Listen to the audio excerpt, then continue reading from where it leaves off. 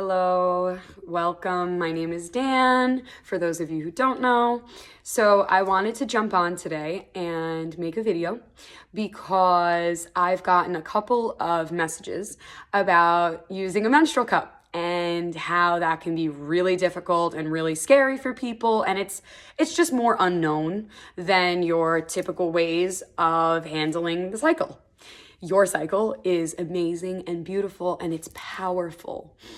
And for me, so I am 23, if you didn't know, and I grew up that, you use a pad, you use a tampon, it's gross, you have your period, and you're disgusting and you don't want to do anything and you have cramps and you have backaches and it's like, it's the end of the world, but it's really not. And so I began using my menstrual cup back in probably October or November. I don't think there was really a certain thing that made me do it. It was just that for a hot second, I had wanted to switch over. I do tend to be more on the eco-friendly side. And I was like, oh my God, I'm the heaviest bleeder and I use a million tampons. I use all these pads. I'm crazy. And I wanted to lessen it. So I switched to the Diva Cup. There are multiple sizes of the Diva Cup. So there are sizes for women who have given birth, through the birth canal naturally. And there's other ones for women who have not given birth yet. But they do have multiple different sizes. So you can look into that and see what it is that your body is calling for. So the first time I used my menstrual cup, I didn't have no nails, which I have no nails right now, but I had on these, I'm from New York City, and nails are like a thing that a lot of people tend to have, and I just happened to have my nails on at the time, and I could not get my menstrual cup out after putting it in to feel it for the first time. And I sat on the bowl for like 20 minutes and I was like, I can't believe I really have to get in the car and go to the hospital right now and be like, I got a silicone cup stuck in my yoni and I need somebody to stick their fingers up there and take it out for me. It was just that, honestly, I was not comfortable with my body and its functions and its smells. Yes, the vagina smells. Your period smells. These are all normal things and it's totally and completely okay. So I wasn't cool with the fact that I had to figure out how to get my nails all the way up inside my vagina and I had to get it out. But I took a couple of deep breaths and then I was able to get it out. And I was like, okay, well, that was really easy. And now I'm going to clean it. So you clean it by, sterilizing it in boiling water, or you can buy a certain wash that they make for the cup. But it's very simple to do because when you insert the menstrual cup, you fold it in whichever way is easiest for you to fold it. You'll see there's, directions, and you can literally YouTube this, which I've done 1,000 times in the beginning when I didn't know what I was exactly doing. And when it goes up, it is like a suction cup. So it opens up right to the vagina's opening. And this way, all of the blood flows straight into the cup. So contrary to belief, when you're pulling the cup out, your fingers are not covered in blood. The outside of the cup is not covered in blood. I mean, yes, there can be accidents that happen. Of course, things can shift around. As a yoga teacher, I'll tend to do hours of stretching or whatever. And sometimes, of course, it's leaked, but I've leaked with pads and I've leaked with tampons. So that's the way that the world works. And that's the way that our bodies work. So, after that first time, then I finally got my period and I was honestly, super excited to use it. And then I learned, oh my goodness, I don't bleed that much. You leave the cup in for 12 hours at a time. I really, when I was using tampons and pads, I genuinely believed that I bled so much because, every 4 hours I was changing and I'm like, oh yeah, there was blood. I'm a heavy bleeder. I'm this, I'm that. And then you get to see how much you actually bleed. And you're like, oh my goodness. Or at least for me, I was like, okay, so you really don't bleed that much. And it took you 10 years of menstruating to learn that about yourself. So, continuing on,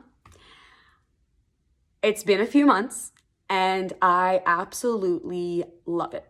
One, I love it for the fact that it stays in for 12 hours. And if I want to go hiking and do something outdoors with Bill, if I want to go take like a whole day of yoga classes, you can.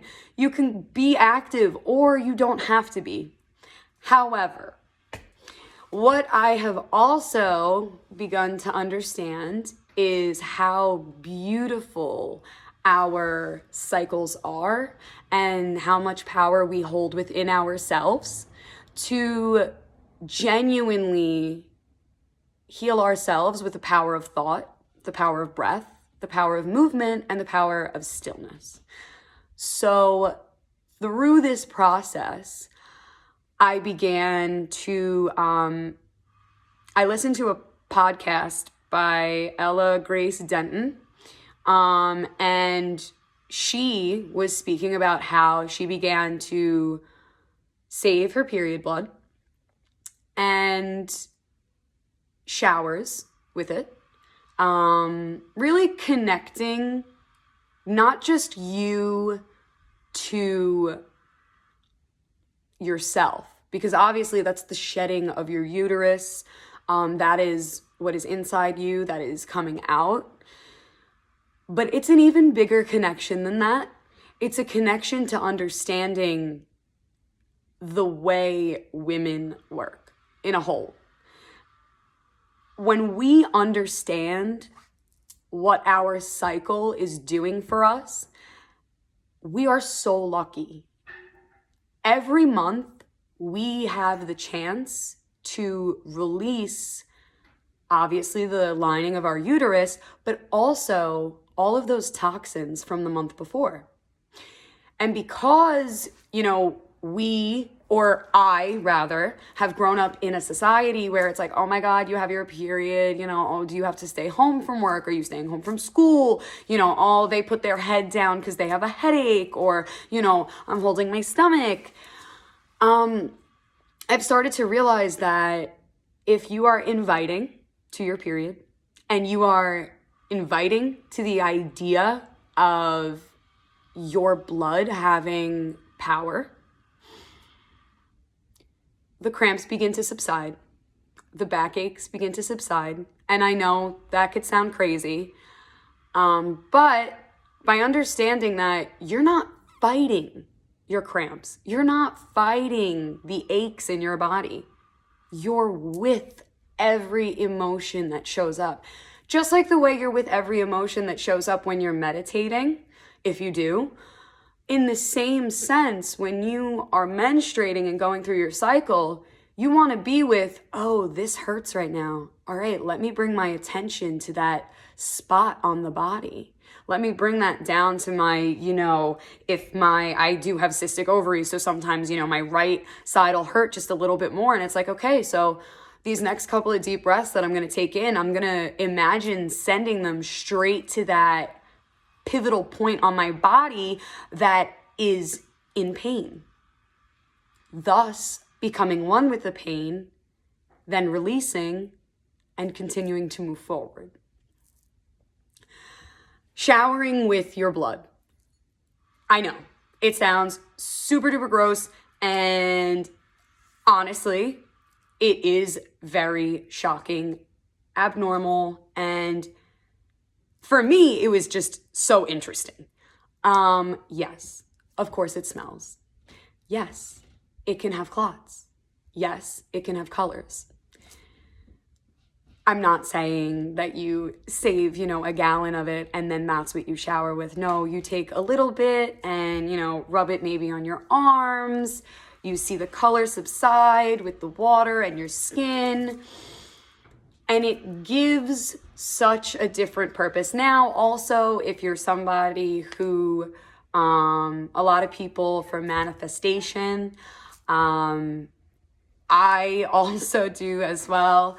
I do save my blood, and if I'm manifesting something really important or I'm releasing something really important and I write it down on paper, it's said to be that, by dropping that on the paper, it solidifies for the universe.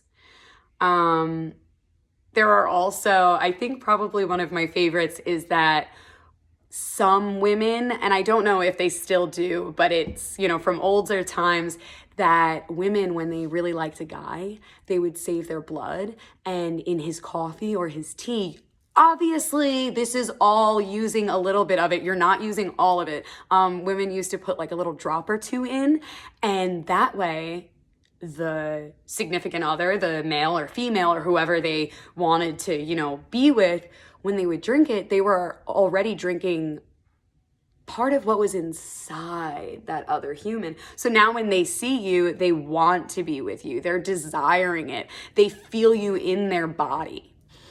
And lastly, I do want to bring this up because this is a cool story as well. I believe it's medieval times, and totally correct me if I'm wrong. If you know the stories, if you know more about this, please reach out to me because I would love to learn from you as well. When women used to get their periods, they would lay down. And think about in many, many years ago, that women did not have tampons, women did not have pads, and what were they doing? They were sent to lay in bed for the majority of their period because they were just bleeding. And with that, women were able to have a menstrual trip. A menstrual trip. It is not as if you took an entire tab of LSD, but it's meant for you to not just meditate with yourself, but to understand every function of every organ, to let the mind and body rest as these organs are still working and are still doing something. I personally have not been able to menstrually trip, although that would be fun. There are some people who do say even now they can access that. But it's just very interesting that once you start to understand that your vagina, yoni, vagine, whatever you call it, is so much more than just that. So thank you for listening. Please comment or message me if you don't want it to be public. I totally understand that as well. Just if you want to talk about it, if you want to say that you didn't like the video, I completely understand that as well. And, it's in due time that people come around to the idea of it. But I wish everyone well, happy menstruating, happy integrating your practice into your everyday life. And if you have anything at all, please feel free to chat with me. Thank you guys so much.